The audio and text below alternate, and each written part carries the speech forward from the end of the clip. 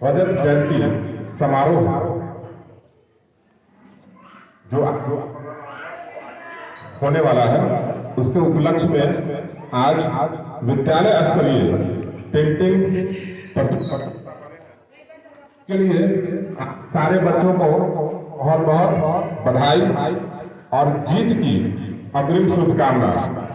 आप सारे बच्चे यह बात भली भांति जानिए कि आप सारे बच्चे, वह बच्चा जो प्रथम स्थान करेगा, केवल वह उसी प्रखंड स्तरीय पेंटिंग प्रतियोगिता में हिस्सा लेने का अवसर प्राप्त हो सकेगा।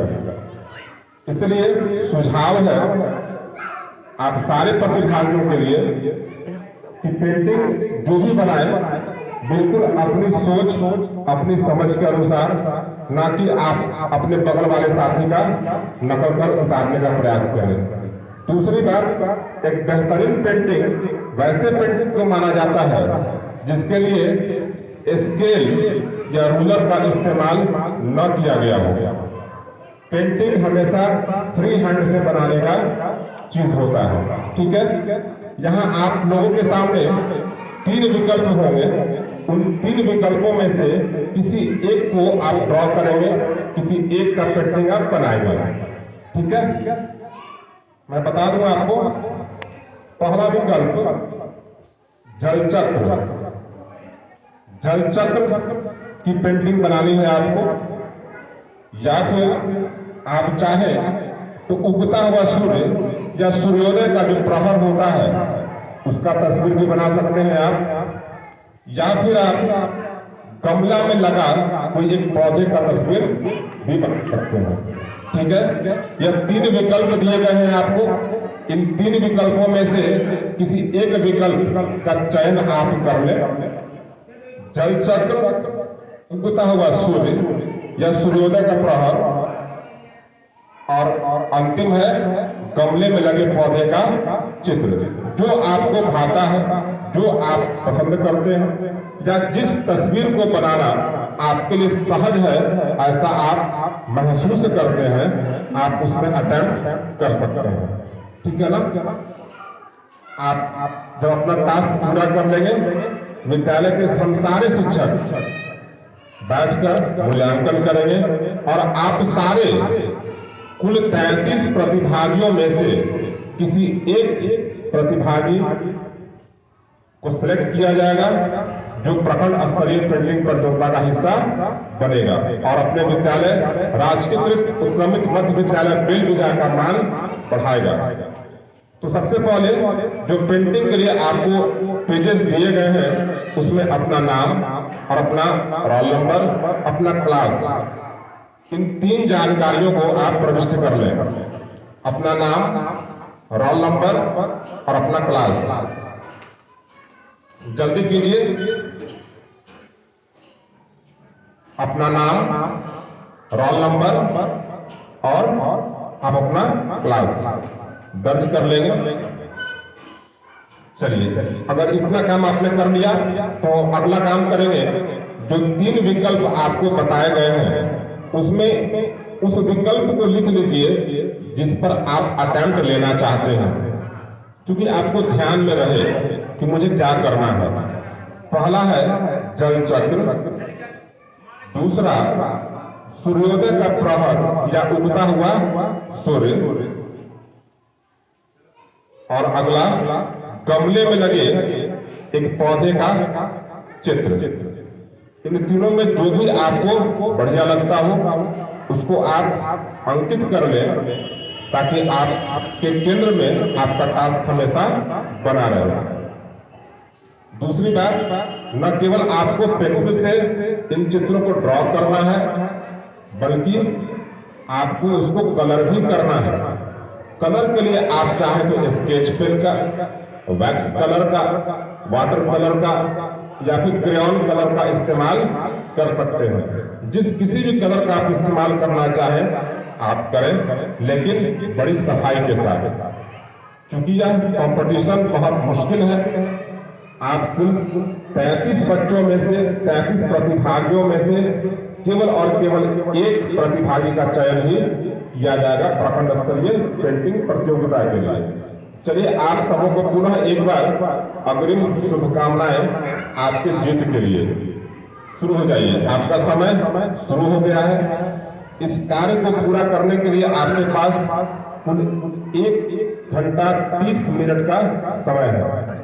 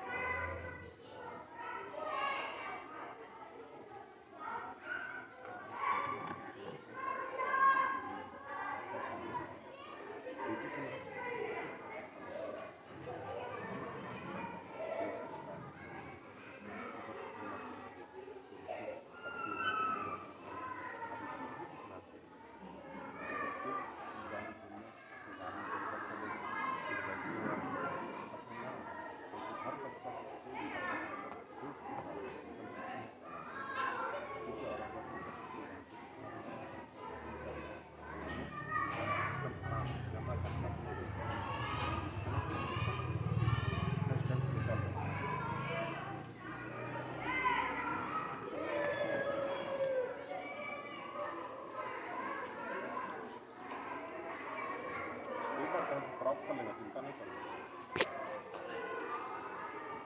और पौधा को भी दिखाना, पौधा को भी दिखाना ना स्कूल का 4 बजे। ठीक।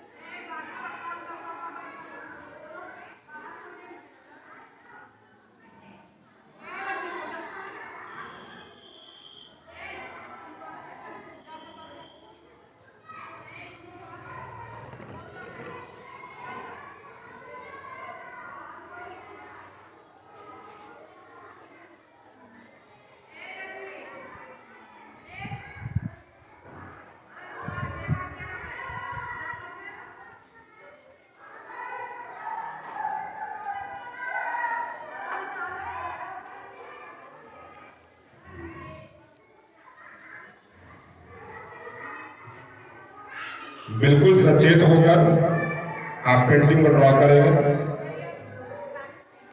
आपको इस बात का पूरा ध्यान होना चाहिए कि आपका पेंटिंग अनूठा हो, अद्वितीय हो। आपके पेंटिंग से किसी दूसरे बच्चे का पेंटिंग मैच न कर रहा हो।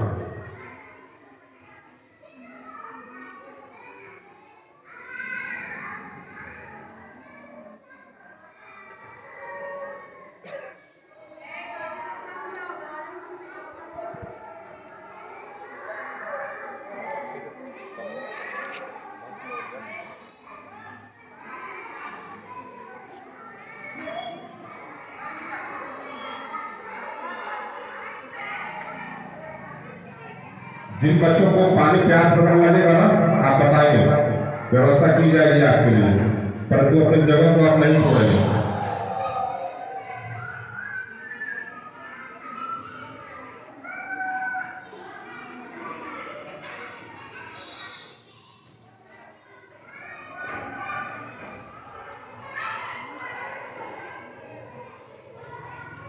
ऐसे तो हमारे अपने